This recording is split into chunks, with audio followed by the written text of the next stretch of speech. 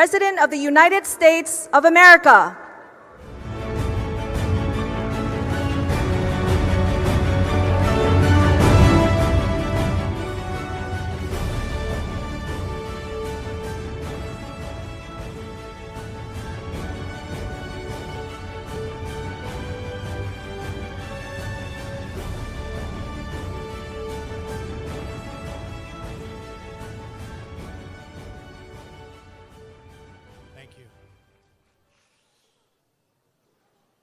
What an honor it is to be here in Vietnam, in the very heart of the Indo-Pacific, to address the people and business leaders of this region.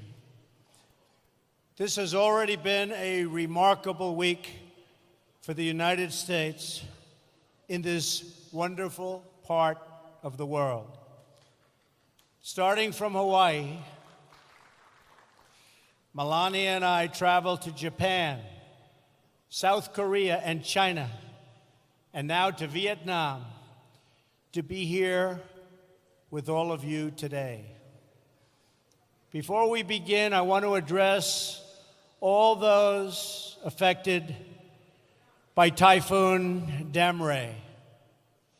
Americans are praying for you and for your recovery in the months ahead.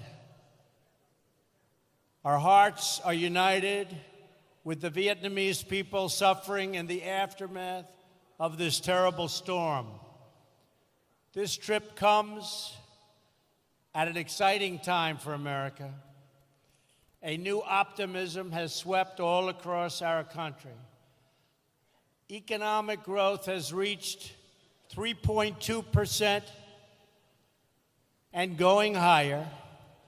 Unemployment is at its lowest level in 17 years. The stock market is at an all-time high. And the whole world is lifted by America's renewal. Everywhere I've traveled on this journey, I've had the pleasure of sharing the good news from America. But even more, I've had the honor of sharing our vision for a free and open Indo-Pacific, a place where sovereign and independent nations with diverse cultures and many different dreams can prosper side by side and thrive in freedom and in peace. I am so thrilled to be here today at Apec, because this organization was founded to help achieve that very purpose. America stands as a proud member of the community of nations who make a home on the Pacific. We have been an active partner in this region since we first won independence ourselves. In 1784, the first American ship sailed to China from the newly independent United States. It went loaded with goods to sell in Asia, and it came back full of porcelain and tea. Our first president, George Washington himself, owned a set of tableware from that ship. In 1804, Thomas Jefferson sent the explorers Lewis and Clark on an expedition to our Pacific coast. They were the first of the millions of Americans who ventured west to live out America's manifest destiny across our vast continent. In 1817, our Congress approved the first full-time Pacific development of an American warship. That initial naval presence soon grew into a squadron, then a fleet to guarantee freedom of navigation for the growing number of ships, braving the high seas to reach markets in the Philippines, Singapore, and in India. In 1818, we began our relationship with the Kingdom of Thailand. And 15 years later, our two countries signed a treaty of friendship and commerce, our first with an Asian nation. In the next century, when imperialist powers threatened this region, the United States pushed back at great cost to ourselves. We understood that security and prosperity depended on it. We have been friends, partners, and allies in the Indo-Pacific for a long, long time. And we will be friends, partners, and allies for a long time to come. As old friends in the region, no one has been more delighted than America to witness, to help, and to share in the extraordinary progress you have made over the last half-century. What the countries and economies represented here today have built in this part of the world is nothing short of miraculous. The story of this region in recent decades is the story of what is possible when people take ownership of their future. Few would have imagined just a generation ago that leaders of these nations would come together here in Da Nang to deepen our friendships, expand our partnerships, and celebrate the amazing achievements of our people. This city was once home to an American military base in a country where many Americans and Vietnamese lost their lives in a very bloody war. Today, we are no longer enemies. We are friends. And this port city is bustling with ships from all around the world. Engineering marvels like the Dragon Bridge welcome the millions who come to visit Da Nang's stunning beaches, shining lights, and ancient charms. In the early 1990s, nearly half of Vietnam survived on just a few dollars a day, and 1 in 4 did not have any electricity. Today, an opening Vietnamese economy is one of the fastest growing economies on earth. It has already increased more than 30 times over, and the Vietnamese students rank among the best students in the world.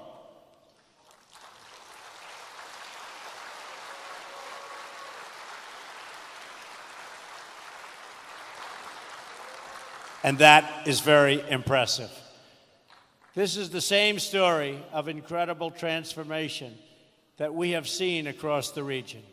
Indonesians for decades have been building domestic and democratic institutions to govern their vast chain of more than 13,000 islands.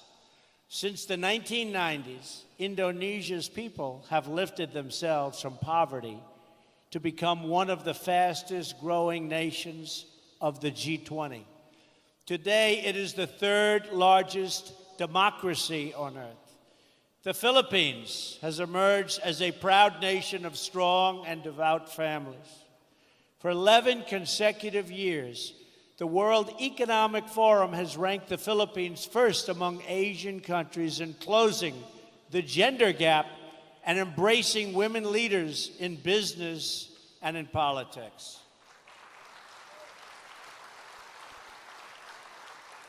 The Kingdom of Thailand has become an upper middle income country in less than a generation. Its majestic capital of Bangkok is now the most visited city on earth. And that is very impressive. Not too many people here from Thailand.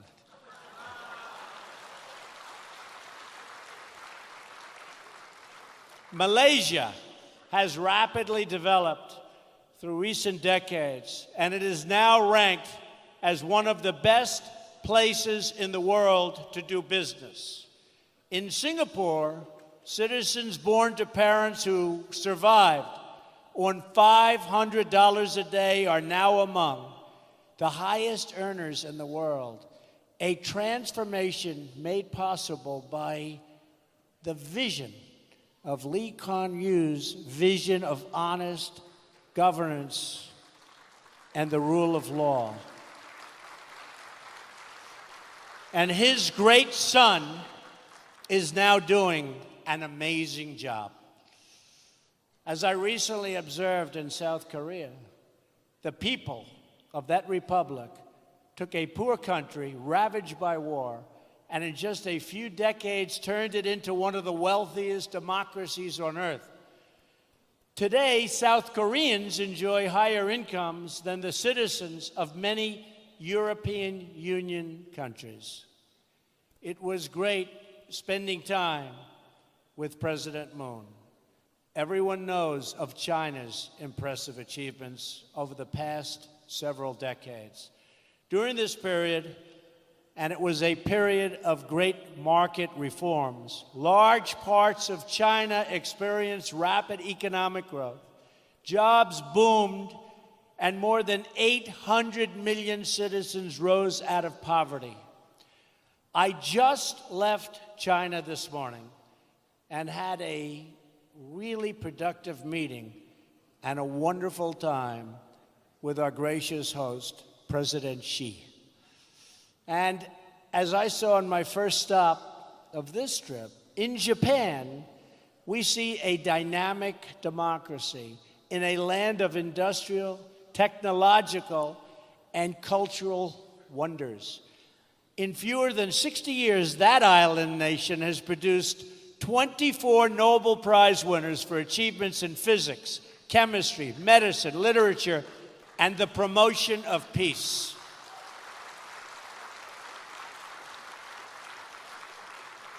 President Abe and I agree on so much. In the broader region, countries outside of Apec are also making great strides in this new chapter for the Indo-Pacific. India is celebrating the 70th anniversary of its independence. It is a sovereign democracy, as well as, think of this, over 1 billion people.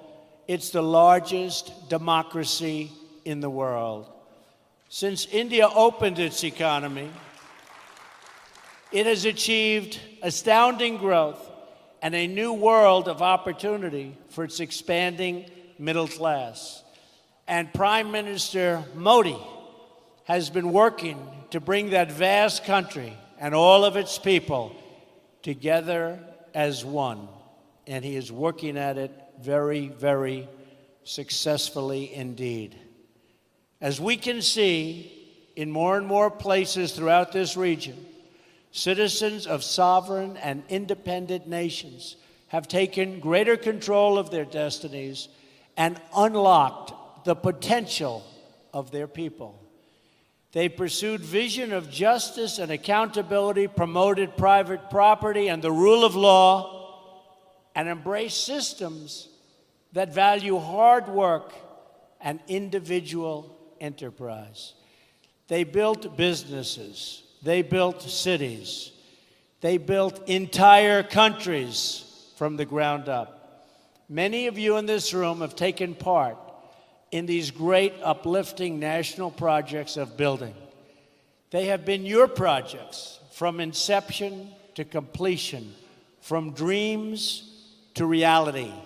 With your help, this entire region has emerged, and it is still emerging, as a beautiful constellation of nations, each its own bright star, satellites to none, and each one a people, a culture, a way of life, and a home.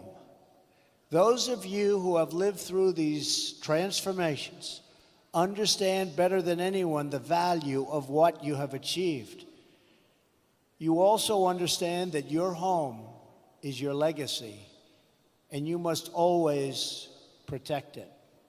In the process of your economic development, you've sought commerce and trade with other nations and forged partnerships based on mutual respect and directed toward mutual gain. Today, I am here to offer renewed partnership with America, to work together to strengthen the bonds of friendship and commerce between all of the nations of the Indo-Pacific, and together to promote our prosperity and security. At the core of this partnership, we seek robust trade relationships rooted in the principles of fairness and reciprocity. When the United States enters into a trading relationship with other countries or other peoples, we will, from now on, expect that our partners will faithfully follow the rules just like we do. We expect that markets will be open to an equal degree on both sides, and that private industry, not government planners, will direct investment. Unfortunately, for too long and in too many places, the opposite has happened. For many years, the United States systematically opened our economy with few conditions. We lowered or ended tariffs, reduced trade barriers, and allowed foreign goods to flow freely into our country. But while we lowered market barriers, other countries didn't open their markets to us. Funny. They must have been one of the beneficiaries. What country do you come from, sir? Countries were embraced by the World Trade Organization, even if they did not abide by its stated principles. Simply put, we have not been treated fairly by the World Trade Organization. Organizations like the WTO can only function properly when all members follow the rules and respect the sovereign rights of every member. We cannot achieve open markets if we do not ensure fair market access. In the end, unfair trade undermines us all. The United States promoted private enterprise, innovation, and industry. Other countries use government-run industrial planning and state-owned enterprises. We adhere to WTO principles on protecting intellectual property and ensuring fair and equal market access. They engaged in product dumping, subsidized goods, currency manipulation, and predatory industrial policies.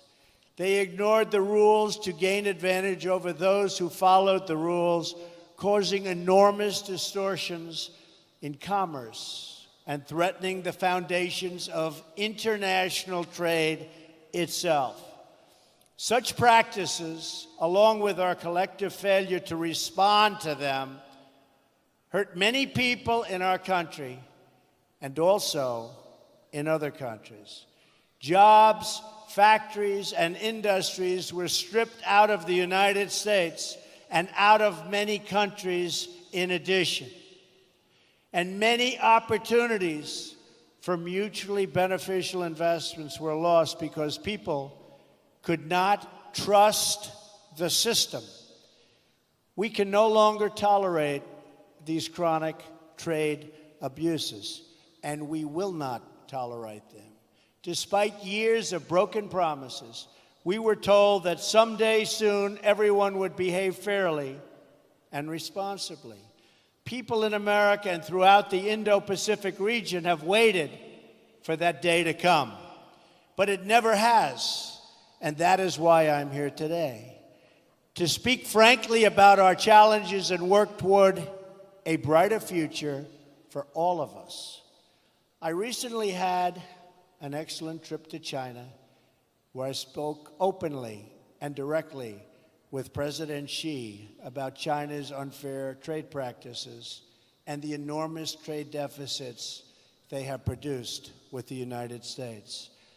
I expressed our strong desire to work with China to achieve a trading relationship that is conducted on a truly fair and equal basis.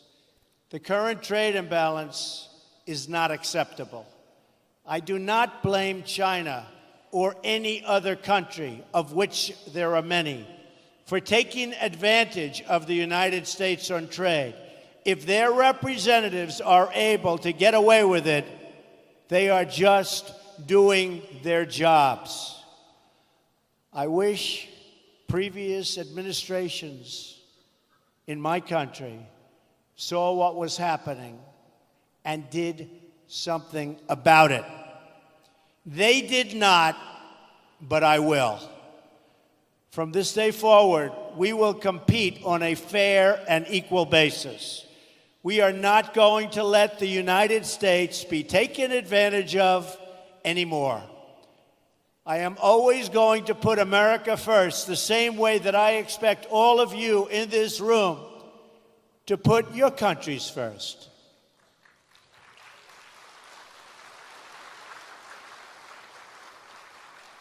The United States is prepared to work with each of the leaders in this room today to achieve mutually beneficial commerce that is in the interests of both your countries and mine. That is the message I am here to deliver. I will make bilateral trade agreements with any Indo-Pacific nation that wants to be our partner and that will abide by the principles of fair and reciprocal trade. What we will no longer do is enter into large agreements that tie our hands, surrender our sovereignty, and make meaningful enforcement practically impossible.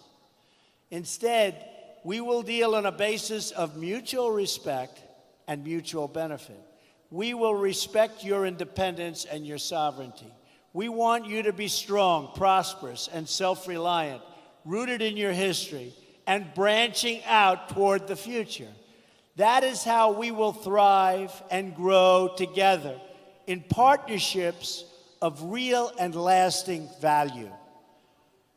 But for this, and I call it the Indo-Pacific dream, if it's going to be realized, we must ensure that all play by the rules, which they do not right now. Those who do will be our closest economic partners. Those who do not can be certain that the United States will no longer turn a blind eye to violations, cheating, or economic aggression. Those days are over. We will no longer tolerate the audacious theft of intellectual property. We will confront the destructive practices of forcing businesses to surrender their technology to the state and forcing them into joint ventures in exchange for market access. We will address the massive subsidizing of industries through colossal state-owned enterprises that put private competitors out of business, happening all the time. We will not remain silent as American companies are targeted by state-affiliated actors for economic gain, whether through cyber attacks, corporate espionage, or other anti-competitive practices. We will encourage all nations to speak out loudly when the principles of fairness and reciprocity are violated. We know it is in America's interest to have partners throughout this region that are thriving, prosperous, and dependent on no one. We will not make decisions for the purpose of power or patronage. We will never ask our partners to surrender their sovereignty, privacy, and intellectual property, or to limit contracts to state-owned suppliers. We will find opportunities for our private sector to work with yours and to create jobs and wealth for us all. We seek strong partners, not weak partners. We seek strong neighbors, not weak neighbors. Above all, we seek friendship, and we don't dream of domination. For this reason, we're also refocusing our existing development efforts. We are calling on the World Bank and the Asian Development Bank to direct their efforts toward high-quality infrastructure investment that promotes economic growth. The United States will also do its part. We are also committed to reforming our development finance institutions so that they better incentivize private sector investment in your economies and provide strong alternatives to state-directed initiatives that come with many strings attached. The United States has been reminded time and time again in recent years that economic security is not merely related to national security. Economic security is national security. It is vital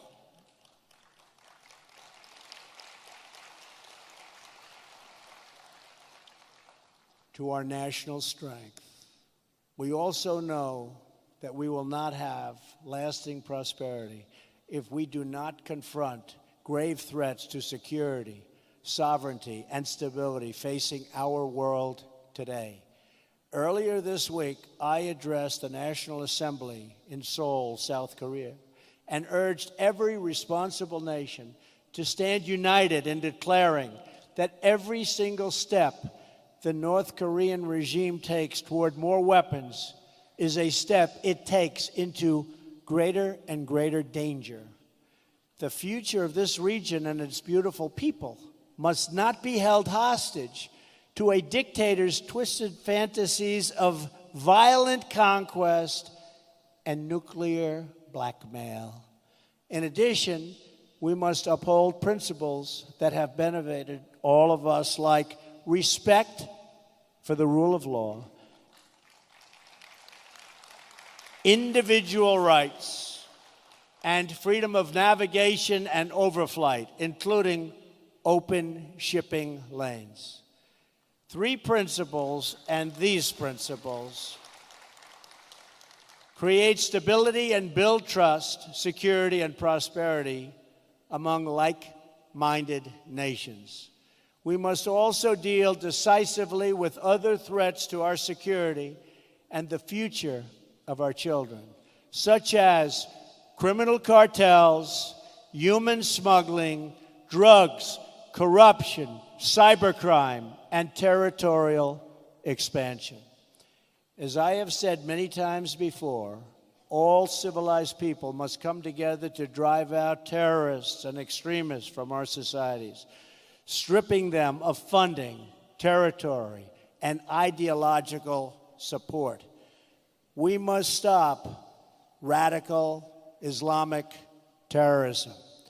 So let us work together for a peaceful, prosperous, and free Indo-Pacific. I am confident that together, every problem we have spoken about today can be solved and every challenge we face can be overcome. If we succeed in this effort, if we seize the opportunities before us and ground our partnerships firmly in the interests of our own people, then together we will achieve everything we dream for our nations and for our children. We will be blessed with a world of strong, sovereign, and independent nations, thriving in peace and commerce with others. They will be places where we can build our homes and where families, businesses, and people can flourish and grow.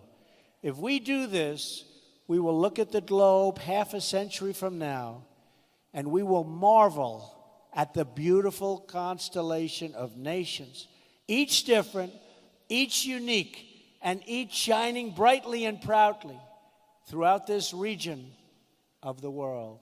And just as when we look at the stars in the night sky, the distance of time will make most of the challenges we have and that we spoke of today seem very, very small. What will not seem small, what is not small, will be the big choices that all of our nations will have to make to keep their stars glowing very, very brightly. In America, like every nation that has won and defended its sovereignty, we understand that we have nothing so precious as our birthright, our treasured independence, and our freedom. That knowledge has guided us throughout American history. It has inspired us to sacrifice and innovate. And it is why today, hundreds of years after our victory in the American Revolution, we still remember the words of an American founder and our second President of the United States, John Adams. As an old man, just before his death, this great patriot was asked to offer his thoughts on the 50th anniversary of glorious American freedom. He replied with the words, "Independence forever." It's a sentiment that burns in the heart of every patriot and every nation. Our hosts here in Vietnam have known this sentiment not just for 200 years, but for nearly 2,000 years.